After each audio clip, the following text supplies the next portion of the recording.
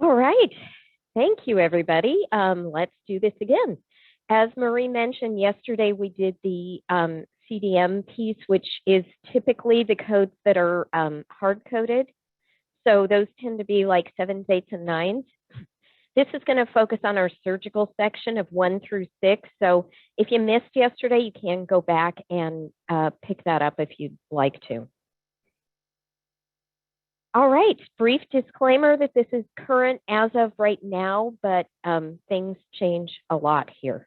So, all right, so I'm going to start with talking about the numbers here because I continue to get questions about this and want to make sure everybody understands that my totals here will never match the totals in the CPT book, because their totals are designed to show you what has changed between hard copy publications of the book. So theirs are going to include all of the, say, July changes, all of the COVID changes in the middle of the year. We've already told you about those, so I don't include those. These are truly January 1st, 2023 changes when I have my numbers there. And another little quick caveat down there is if it's a description change to the short or medium only, I also don't include it as a change in my numbers. All right, so let's jump right in. Pretty much everything we talk about here is going to belong to the surgery section, although we are going to cover some of the category 3 codes that would typically be soft coded by an HIM department. Right, so here's the breakdown of the numbers for you, just to give you a little bit of an overview of what actually changed in the surgery section. So you can see our biggest changes are there in the digestive section. A few changes to the cardiovascular and some other scattered changes here or there. So not as many changes as we have had in the past, but they are pretty significant changes. All right, so we're going to jump right in, as the code book does, with the integumentary section. So our first added code is a code added to capture the insertion of mesh for delayed closure. This was kind of necessary because of some other changes that happened in the hernia section that we will talk about later. But basically, we have this code now for implantation of mesh or something similar to mesh for delayed closure of defects. And that, notice the qualifiers there on the end, due to soft tissue infection or trauma.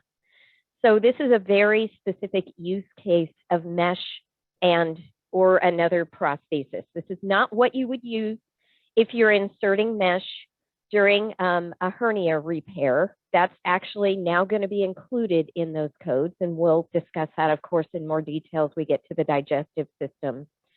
This is not to be used if you insert mesh to repair a pelvic floor defect. You're going to go see the OBGYN section for that, or I'm sorry, the female genitalia section.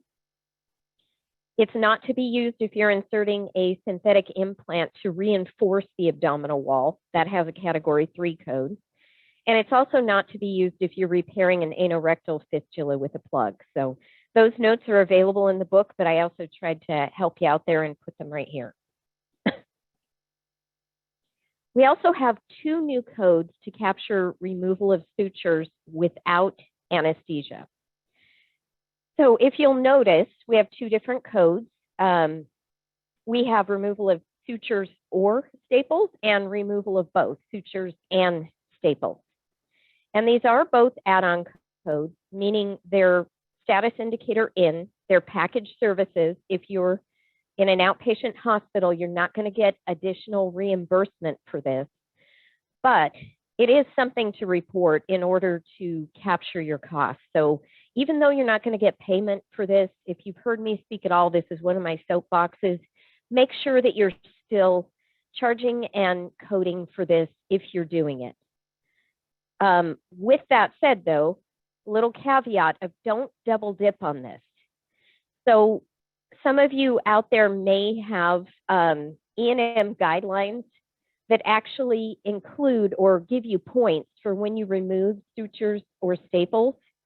If that's the case and you're already counting that procedure as part of your points, you probably want to take that out of there so that you're not double dipping to get to a higher E&M level plus coding it as a separate procedure.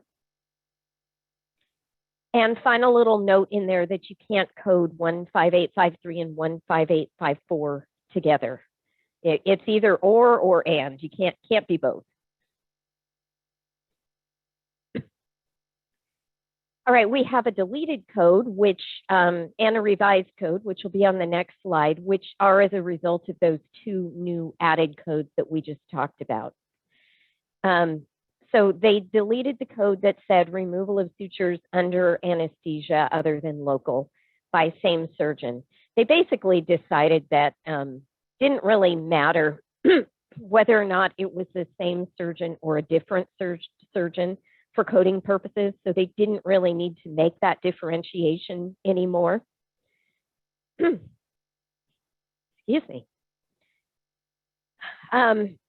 Notice that our replacement code that we, been very sick over the last couple of months, and it's just not going away. All right, so 15851, which is our suggested replacement, requires general anesthesia or moderate sedation. It's still not local, okay? 15851 is not going to be reported just because you're removing staples or sutures before you perform another procedure. So if you're reopening an old wound through the same incision, don't code that as removal of sutures or staples. Okay, so here is our 15851. It's been revised. You can see that what they did there, they took out the other surgeon because, again, it doesn't really make any difference. We don't need to know that. They took out the other than local because that's kind of already stated by saying it's general anesthesia or moderate sedation. And they added the caveat of sutures or staples.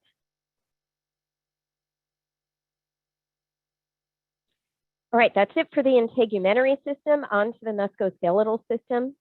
We have one new code added to capture total disc arthroplasty on the second lumbar interspace. So here we go with our paragraph description there. This is for anterior approach to artificial disc, and it includes the discectomy for the second lumbar interspace.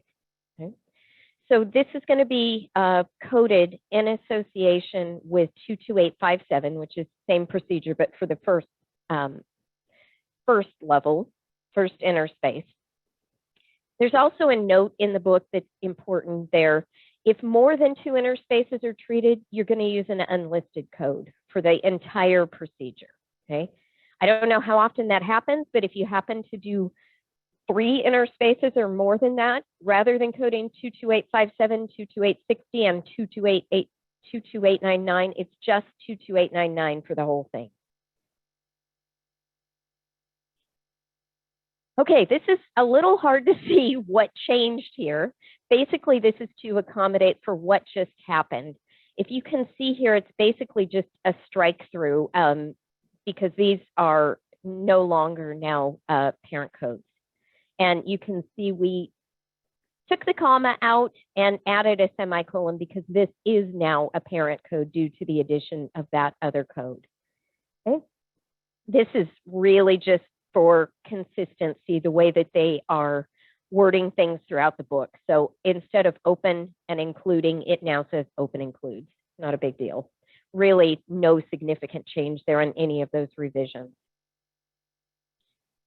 They did add quite a few guidelines throughout the musculoskeletal system, though, and I wanted to hit on those because I think it's going to be important that you go and that your attention is drawn to these. So they added some additional guidance on manual preparation and insertion of drug delivery devices. Codes 20700 through 04, basically, 05. These are add-on codes, and they report the manual preparation and insertion of a drug delivery device. So that's going to include mixing and preparing the antibiotics. The surgeon will do it in the operating room there. It's mixed with some sort of carrier substance, and then the mixture is shaped into a drug delivery device. So they wanted to clarify that that is actually what those codes are designed to report.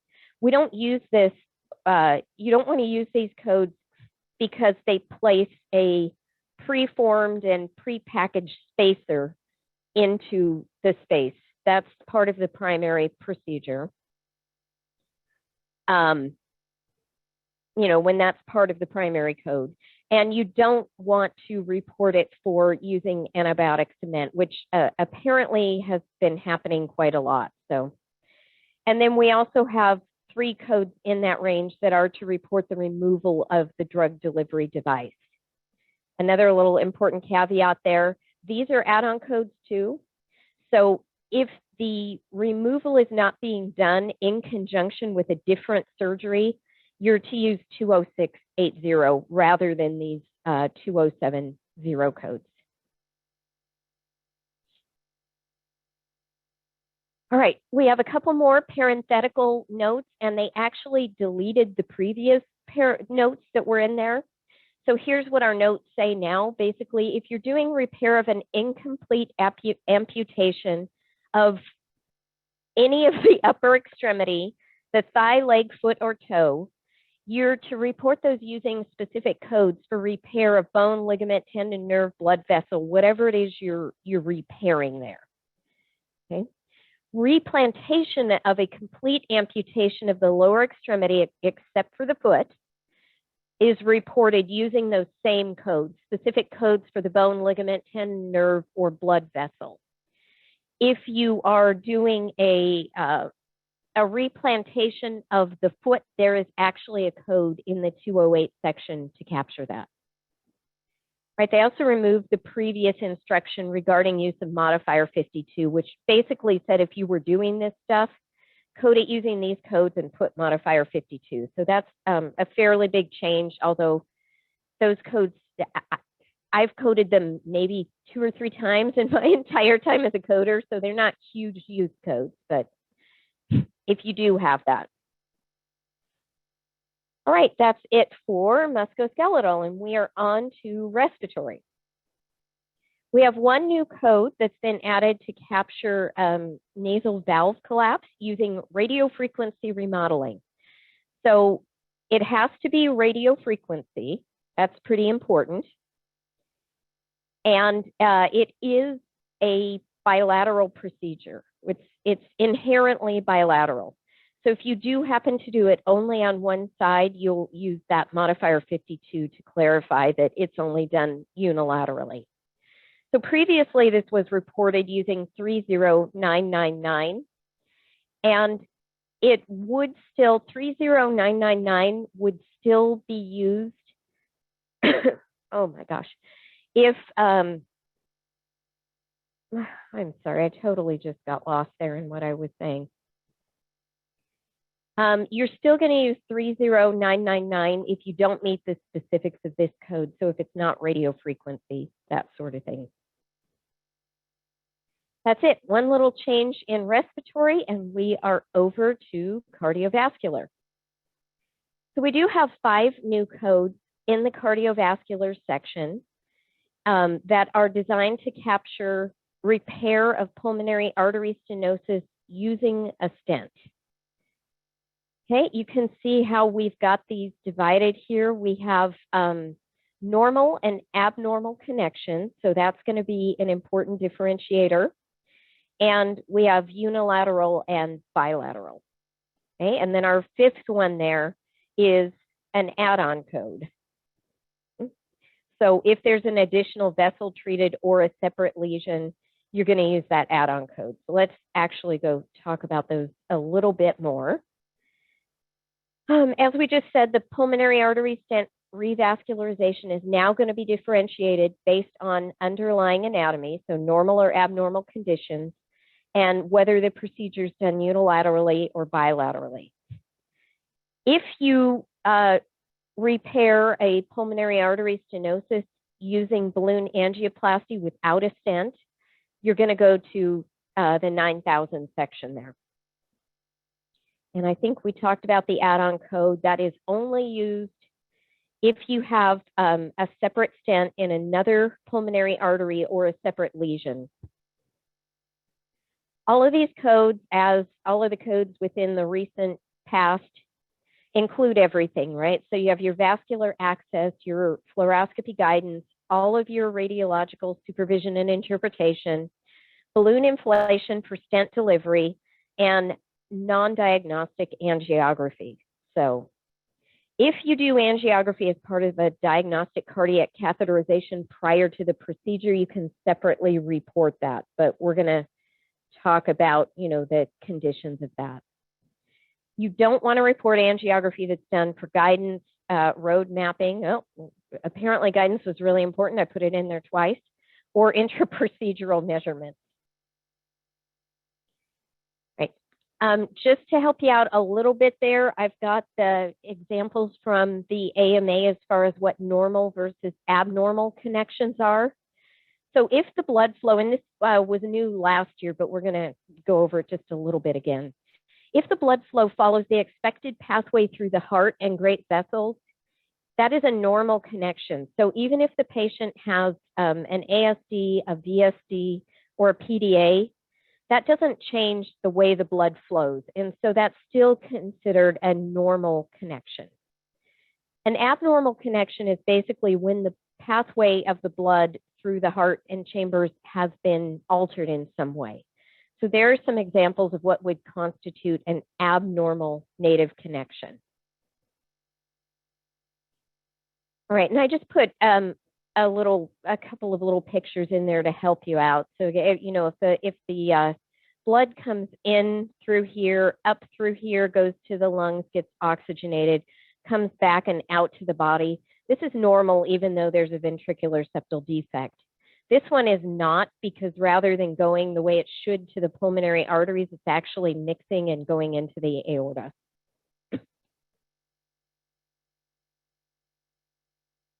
Right, we have two new codes added to report percutaneous arteriovenous fistula creation in the upper extremity. There's our nearly books for descriptions, so they are more and more putting everything into the code rather than giving you separate guidelines. But you can see again, as with our previous codes, everything is included, right? Vascular access, imaging guidance, all supervision and interpretation. These codes are to replace HCPCS codes. So 36836 is specific to the ellipsis system, and 36837 is specific to the wavelength system. So those are just newer technologies, ways of percutaneously creating AV fistulas. We kind of already said this, both procedures include everything. They also include the fistula maturation techniques via coil embolization or angioplasty. If you happen to do this outside of the upper extremity, I don't even think it's approved for that right now, but they did leave a note down here that if it's outside of the upper extremity, you're going to go to an unlisted code.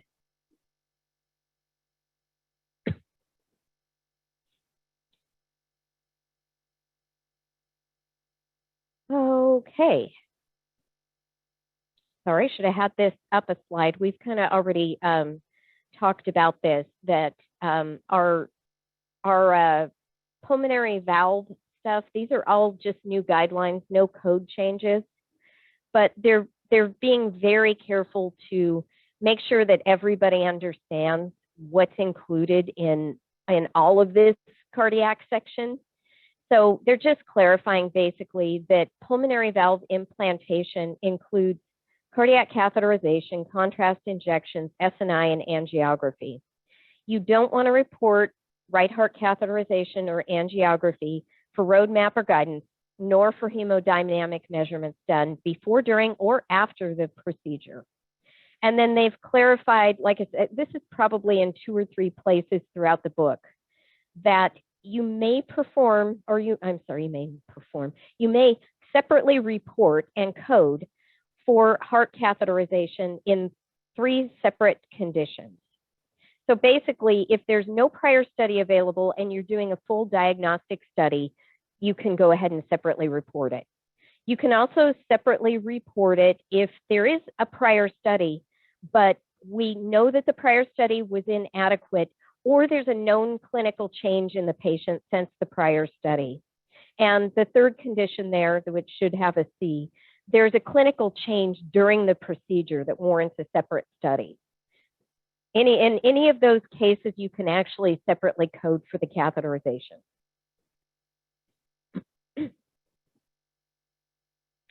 Some more revised guidelines that we have kind of in this section. Transcatheter atrial septostomy involves the percutaneous creation of improved atrial blood flow using balloon or blade. That includes the percutaneous access, sheath placement, advancement of the delivery system, and the guidance. Stop me if you've heard this one before, that you can report the cardiac catheterization if there's no prior study. I'm not going to keep reading that to you, but that's been put in several places throughout the book. So obviously it's something that they're really trying to emphasize. Similarly, transcatheter intracardiac shunt, which is usually done by stent placement to establish improved intracardiac blood flow, also includes the guidance, the stent placement, target zone angioplasty. So that means angioplasty done right where you're working is included. And diagnostic right and left heart catheterization is also included, unless you've got one of our exceptions there. All right, we have a revised code, which, I mean, they removed the word Dacron and replaced it with polyester, just to make it so that it's not specific to a brand name, to stop you from using it for that reason, okay? Instead of a trade name, it's got a more generic name, but no real significance to that other than you can use it with other types of material. All right, we have 2 new codes added to report EGD with intragastric bariatric balloon services. This has been done for years and years, and there was never specific codes. So you can see there you have one code for deployment of a bariatric balloon and another code for removal. Okay. These have already been used. Note that if you replace the balloon, so you remove it and deploy a new one, that's actually going to require 2 codes. There's no single code for replacement. And you don't want to use this if these procedures are done transnasally, which I would hope they're not. If it's a balloon they're putting through my nose, let's hope they go through the mouth. But there are separate codes there if this is done if transnasally. All right, the hernia repairs. Bear with me here. There are a lot of changes to the hernia repairs, so we're going to go into detail on that. Basically, we have 18 codes that are gone. They're being replaced with 15 new codes. So as you're probably aware, if you do any of this type of coding, the current coding requires you to know what hernia type you've got. And I'm talking strictly anterior abdominal wall here. So you have to know the difference between an incisional hernia, ventral, kind of the same thing. I'm totally blanking. All of those hernia types have their own codes. The patient age is also a factor right now. The approach is a factor if it's open or laparoscopic. Recurrence, is it initial or recurrent? And the clinical presentation, is it reducible or is it incarcerated, strangulated? You can see there that approach no longer matters, patient age no longer matters. We're now going to use the hernia type, although there are slight modifications to that. We have a lot more grouped together. Size is now important, which I think that's a good thing to be important. Recurrence is still important, and clinical presentation, we're still going to use those. So this is in your book as well, but I thought it was kind of nice to throw in here as far as how we're going to measure these things right now, because you remember I said size does matter now. So we're going to be adding these things together, and we can refer back to that. But basically, this is just illustrating how you're going to measure the length, and the fact that even if we have multiples with some space in between, we're going to measure total length. Right? We'll talk about that more in a second here. So here are the codes. We're just going to run through these real quick, and then we'll talk about actually how this is changing things. So you can see now everything starts with repair of anterior abdominal hernia. It lists out what's included in that. So you no longer care about whether it's epigastric, incisional, ventral, umbilical, scalene, and you no longer care about your approach. So it can be open, laparoscopic, or robotic. These are divided into initial and recurrent. So the 4 I've got on this screen are all our initials. So we have less than 3 centimeters reducible, less than 3 centimeters incarcerated or strangulated, 3 to 10 reducible, and 3 to 10 incarcerated or strangulated. We also have greater than 10 reducible, greater than 10 incarcerated. And then we go into the codes that are almost exactly the same. The only word that's changed here is instead of initial, they're recurrent. So we have the same groupings there. Less than 3 reducible, less than 3 strangulated, 3 to 10 reducible, 3 to 10 strangulated, greater than 10 reducible, and greater than 10 strangulated. Then we have these ones that are kind of sort of out on their own that are still going to be separately coded. And so these are the peristomal hernias. Peristomals are going to be coded using these codes. And again, we have a reducible or incarcerated or strangulated. Notice we don't care on these whether it's initial or recurrent. It's the same code. And then we also have a new code for removal of non-infected mesh or prosthesis at the time of a hernia repair. Okay, that's an add-on code to be used with your other procedures. All right, so here we go into the guidelines. We're going to use these to report any of these types of anterior abdominal hernias, any approach, total size for all defects.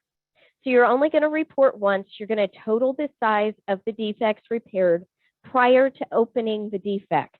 That's kind of key there. You're going to measure from the top to the bottom, basically, or side to side. If you happen to do a different type of hernia, so inguinal, femoral, lumbar, omphaseal, or peristomal hernia repair, separately report those, and you're going to need probably a modifier to override the edit. Okay. Insertion of mesh is included. We no longer separately report that. And you're also not going to use modifier 50 with this code range. Again, all that's in your book, just kind of trying to call out the important stuff here. If you repair strangulated organs or structures, so for example, the testicles, the ovaries, the intestines, you're going to separately report that. If you're repairing a reducible and an incarcerated hernia at the same operative session, the hernias are all going to be reported as incarcerated. And of course, I mean anything that falls in that anterior abdominal hernia. So the example given in the book is if you have a 2 centimeter initial reducible incisional hernia, and in addition, you have a 4 centimeter initial incarcerated incisional hernia, and these hernias are separated by 2 centimeters, you're going to actually use 49594 for the 3 to 10 centimeters, because we have 2 centimeters, we have another 2 centimeters that separates them, so we're up to 4. And then we have another 4 centimeters of repair. So this is a total 8 centimeter repair for purposes of coding. And it is incarcerated because one of the hernias was. Okay. Again, if you do any of the other kinds, you're going to separately report those. Because of that, we deleted the entire section, so I'm not going to read through these, but basically all of the other hernia codes are gone. And you notice also the implantation of mesh is gone because that's now included. So there's your potential replacement codes, if you want to refer back to that. I'm going to skip through that pretty quick. All right, and that is taking us up to the urinary section. This looks like a whole lot of change, and it is. They may as well have just dumped the entire code and started over. But really, it's just clarification again. So they took out the terms of nephrostolithotomy and pilostolithotomy because they're kind of outdated terms. They replaced those with nephrolithotomy and pilolithotomy, so that's really not a big deal. They took out stenting or basket because according to them, the AMA, that's not really how these procedures are done anymore. So they just kind of wanted to update this and give you some additional guidance. So note that this is for antegrade. That's kind of important. And it includes all of this stuff. It includes the imaging guidance. They added a little bit of terminology here to kind of help you as far as what simple means. And we'll talk about that on the next page as well. So basically what they did, they added these definitions to the kidney section so that you can quickly reference that nephrolithotomy is removal of stones from the kidney. Pilolithotomy is same thing, but from the renal pelvis. And again, some clarification.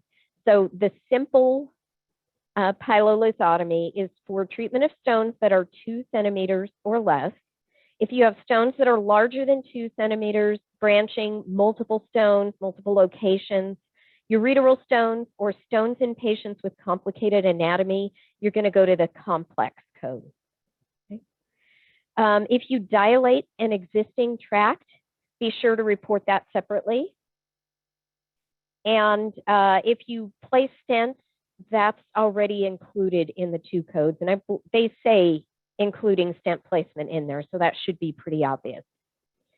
These are unilateral procedures, so you want to append modifier 50 if it's done bilaterally. And if you happen to create an additional access in order to get to the kidney stones or remove them, that's going to be separately reported. These are antegrade procedures. They don't include the retrograde placement of catheters, stents, or tubes. So if that's done, those are additional codes as well. I guess that's it for the urinary system. It seemed like a lot, but it was only a couple of slides. All right, the male genital section has not a whole lot of codes, just this one new code to report simple laparoscopic prostatectomy. So there's our little book again. This is a simple subtotal prostatectomy done via laparoscopy. And again, they're helping you out here that this includes control of bleeding, vasectomy, meiotomy, calibration, urethrotomy, and robotic assistance if used. Okay. This is done for benign indications. You don't usually do a simple subtotal if you're looking at prostate cancer. And this is going to differ from the radical because it's not going to include removal of the total gland. It's not going to include removal of tissue surrounding the gland or the seminal vesicles in the vas deferens, which is done when you're dealing with a malignancy. Kind of surprised they didn't already have this code. It feels like there's 1,000 codes for procedures on the prostate. All right, that's it for the male genital system, and we are into the nervous system, which has changes, but it's basically all the same change over and over again. We added the including imaging guidance. So these codes, you're no longer going to report imaging separately, imaging guidance when it's used. And they've been working on this for years, tying these codes together so that you don't have 2 different codes to report for imaging guidance. Another step in this. So these 7 codes all now include imaging guidance. So Again, this is from the book. Hopefully this is easier to have this in one place here. You can still report imaging guidance and localization separately for this set of codes. It is included in all of these now.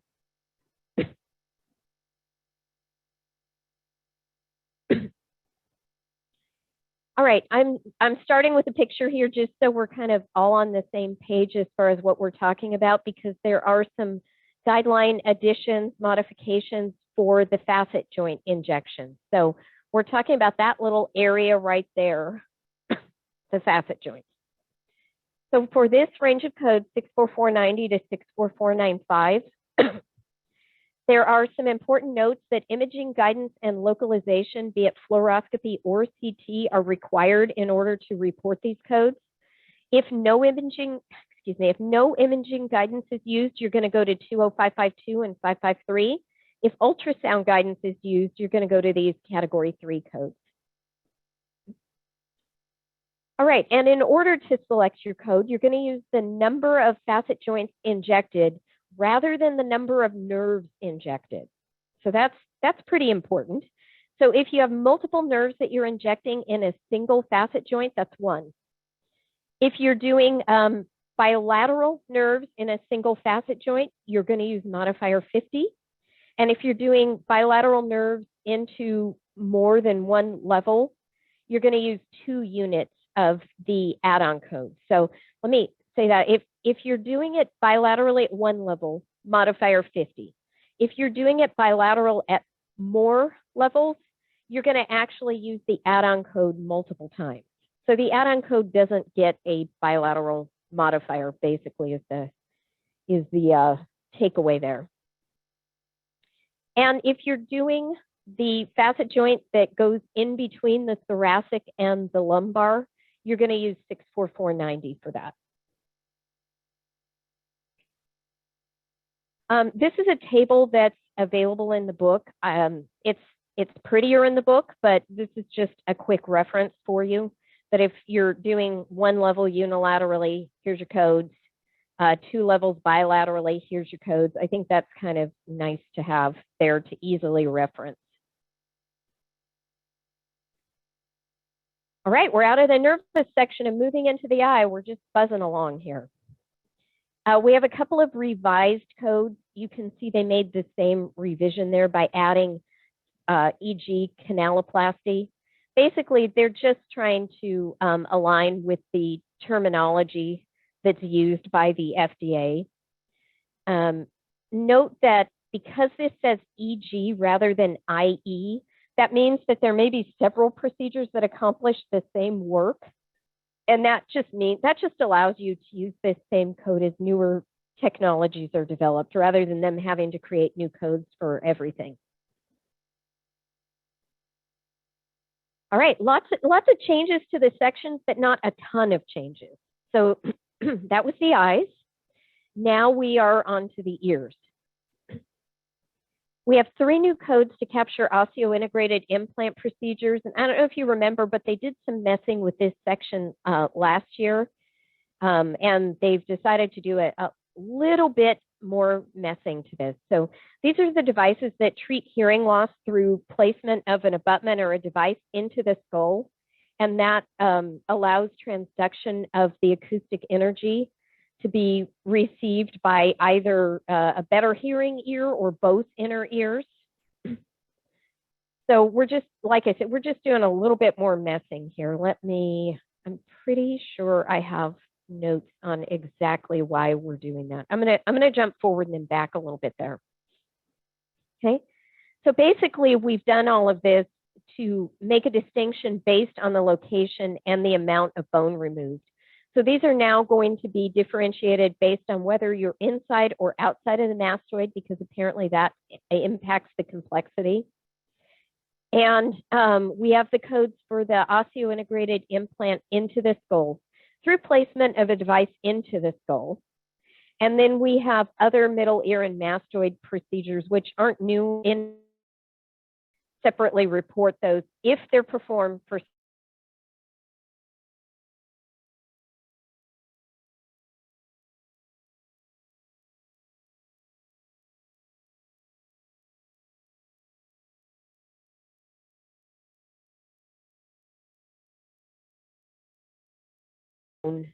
deep to the outer cranial cortex. That one, they just removed the word revision. It now just says replacement. They've also removed the word revision. And this is now for within the mastoid.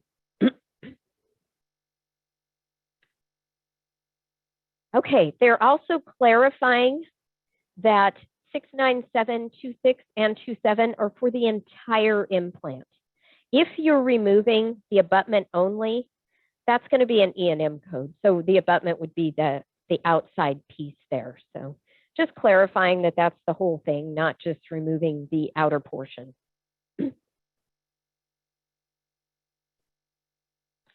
Okay, and there's the quick little picture of what we're talking about. Basically, this is the BAHA devices. So this would be the part outside of the skull and inside and outside and inside. So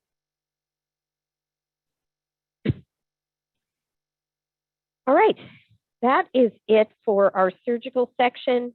We're going to, if you listened in yesterday, this is going to be a little bit of a repeat, but as I mentioned yesterday, stuff in the medicine section can be coded by HAM or hard coded, so this is going in both places. We have new codes to report injections that are performed during cardiac catheterization procedures.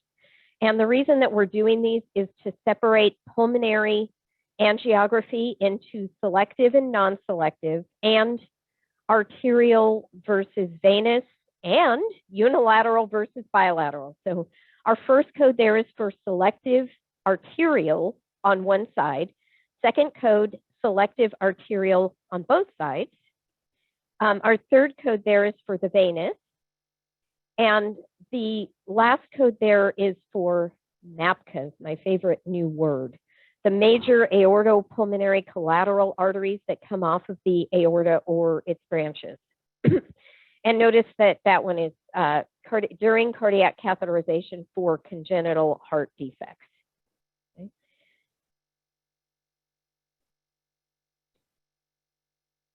Okay, so a little bit more about a couple of these. Again, I feel like a broken record on some of these, but all these codes are going to include selective introduction, positioning of the catheter, injection, and all radiologic supervision and interpretation, just like with all new codes that are created now. If you want to code the venous or the MAPCAs, there has to be a distinct vessel that is selectively cannulated. And actually, the selective cannulation also applies to the other two, but in particular, it's called out for these. So just a quick little picture there of what a MAPCA could be. It's either direct or indirect. All of this is MAPCAs, but it's either coming directly off of the aorta, or it can be coming off of a first order vessel off of the aorta. So that could be one as well. There's just some examples of the different kinds that we're looking at there.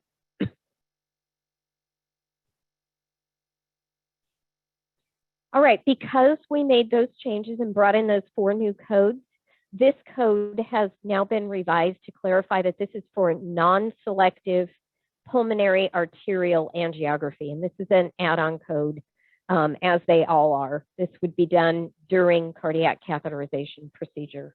All right, that is it for our cardiac section. And now we have some new codes that are in the new and emerging technology. So we have a new procedure whereby magnetic fluid is injected transperineally into the prostate. And then patients get thermal therapies, usually of 60 minutes of duration, basically about every week, using a magnetic field applicator. So it's very non-invasive. It's pretty cool to ablate. Note that the indication is for malignant prostate tissue, but it basically limits the damage to surrounding areas and gets at what you're actually trying to ablate, which is the malignant tissue. 0744T there is for insertion of a bioprosthetic valve in the femoral vein via open approach. It, of course, includes, as with all of these things. It includes your imaging guidance using ultrasound. It's usually a permanent implantation, but to treat chronic deep vein insufficiency and reflux in the deep venous system or ulcers. So another kind of a cool thing there. 0, 7, 4, 5, 4, 6, 4, 7. We're going to look at that. Those in a second. Those are for cardiac focal ablation utilizing radiation therapy for arrhythmia. Interesting there too. New non-invasive treatment that uses radioablation in combination with mapping and targeting of the abnormal myocardium, usually used to treat VTAC. So those go with that. We just have the treatment, we have the treatment plan, and sorry, let me back up there, and the localization and mapping. All right, 0748T. I don't even want to try and pronounce this. Darvadastrosol. This is still in clinical trial. It's for complex perianal fistula in patients with Crohn's disease. It would only be reported once per session, but you can separately report the stem cell product if your facility happens to be one of those that is participating in that. We have a lot of codes for transcutaneous magnetic stimulation by low frequency electromagnetic pulse as treatment for nerve injuries or chronic nerve pain. So we have a bunch of these: first nerve, additional nerve, and peripheral nerve and secondary nerve. Note that, again, everything is kind of included there. This initial treatment, subsequent treatment, it includes the localization. So.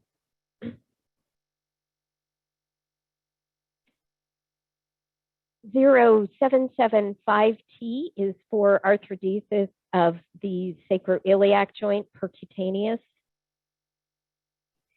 So I wanted to clarify there, because we already have 27279, which is for minimally invasive arthrodesis of the SI joint in order to place an internal fixation device that passes through the ilium. 0775 is for the placement of a stabilization joint that's not necessarily to transfix the SI joint. So that's the difference between those. Sometimes I feel like the differences are pretty subtle in what we're looking at. Okay. Let's see, we have real-time pressure sensing epidural guidance system. That is an add-on code, and that is just what it says. If you're in the epidural section for anything and you're using this additional guidance system that is real-time sensing the pressure, this is an add-on code for it. And 0780 is going to, we already have codes for fecal transplantation via other methodologies. This one is specifically, you can see, via rectal enema. And this is apparently typically the way this is done right now, because this is actually getting the whole specimen from a lab that prepares the whole thing, sends it out at exactly as it needs to be, and that is actually just instilling it via rectal enema. So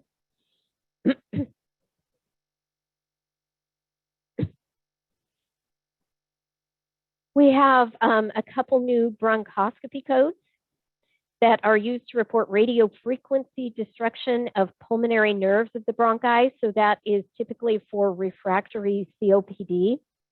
You're going to report this once, regardless of the number of treatments in each of the bronchi. So unilateral has 782 as a code. Bilateral has 781. Watch out, because usually they do that the other way. Usually the lower number code is the unilateral, but whatever. Don't get these mixed up with 31660 and 31661. That's actually radiofrequency treatment of the bronchial tissue. This is the nerves around the lungs. So that is the distinction there between those. that's all our ads on these. It wasn't too bad this year. So that's kind of nice. Our deletions, as everybody here probably knows or has heard me say 100 times, these are new and emerging technology. The Category 3 codes aren't designed to live forever.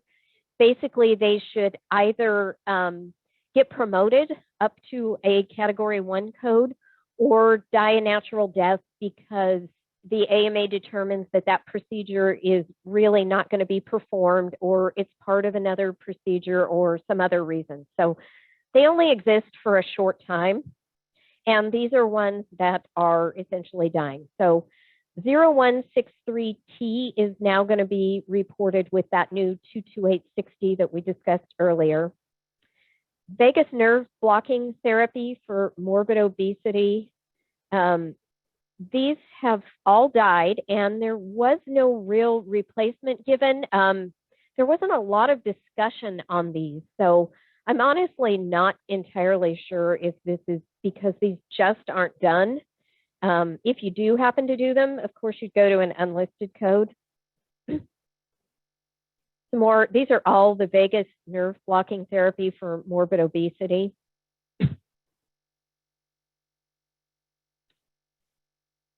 And then we have the ablative laser treatment non-contact on an open wound per day. Those have died as well, and there it was no suggested replacement given. And that was a lot of slides. We still have a couple minutes, so I will go ahead and bring up some of the Q&A panel and just kind of quickly try to run through that. So let me just start here at the top. Looks like we had a question about the HCPCS codes. There are a bunch of new C codes in the C75 range that honestly nobody knows what they're there for. CMS didn't even discuss them during their HCPCS panel meeting. They kind of just appeared out of the blue. So I don't have a ton of information on them right now. They are all status indicator E1. So if you're in a hospital, don't attempt to add those and code them instead of the CPT codes that already exist. That will cause you nothing but trouble. They are separately payable procedures in an ASC.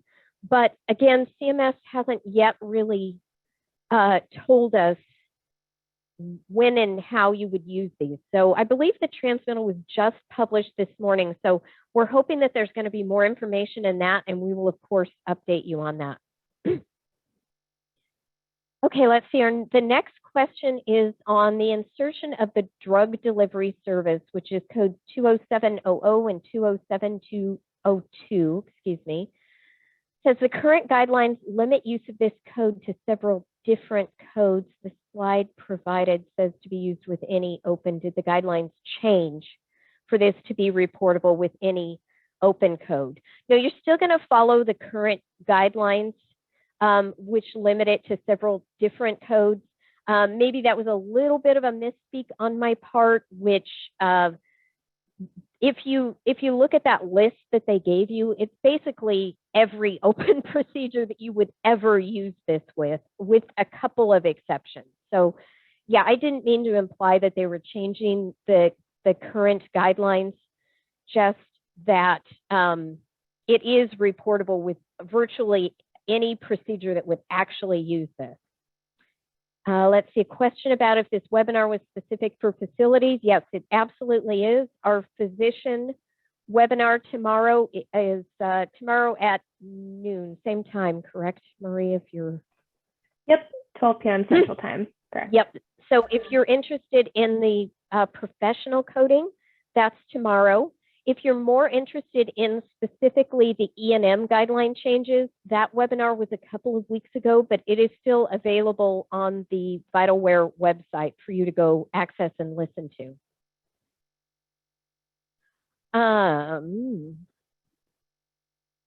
Let me see what else. Oh, there's a question there with a hole that quotes a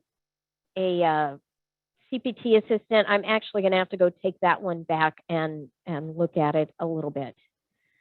let's see, there's a question about bilateral inguinal hernias. How are we going to report that? Okay, so the inguinal hernias, let me back, no, it's not going to let me back up. I'm on the wrong screen here. I'm sorry for this, guys. I know we've got a lot of slides that I'm paging through there.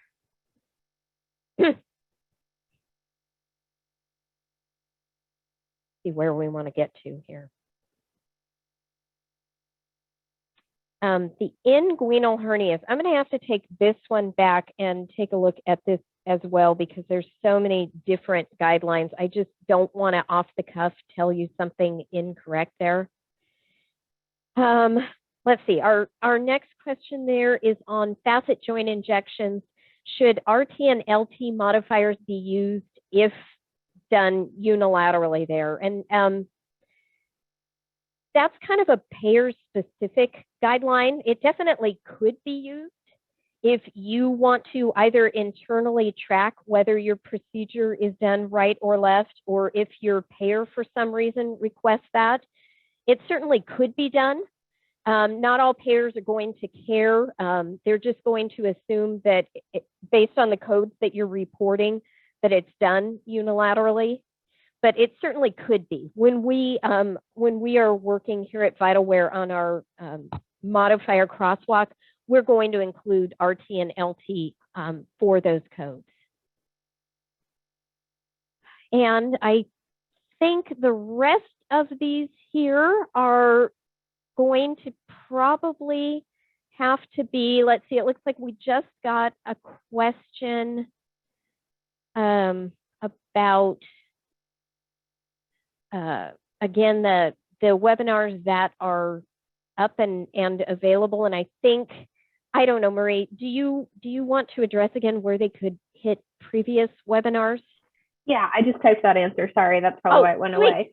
But yeah, all of our past webinars are available. If you just go to the vitalware.com website and go to resources and webinars, just where you would find all of the webinars that you register for. You just have to scroll to the bottom, past upcoming, and go to past webinars. And then you can click into any of the past webinars and view the slides, if there's any Q&A documents, and the recording itself. Perfect. All right. I think that's probably the time we have.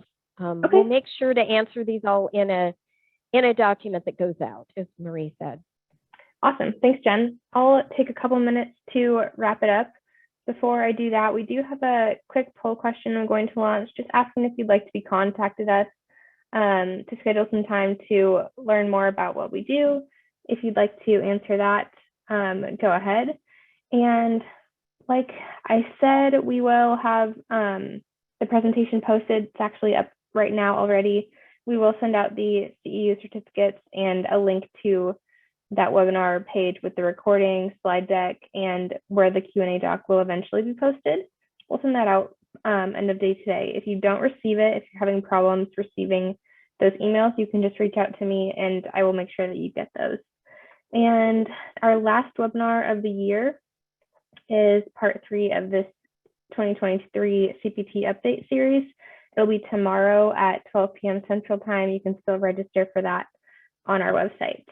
And last thing, if you have time to take the brief survey that will pop up at the end of this presentation, we always appreciate any feedback that you can give. And I think that's all. Thanks, Jen, for another great presentation. And I'm sure we will see some of you tomorrow. Thanks, everyone. Thanks. Bye. Bye.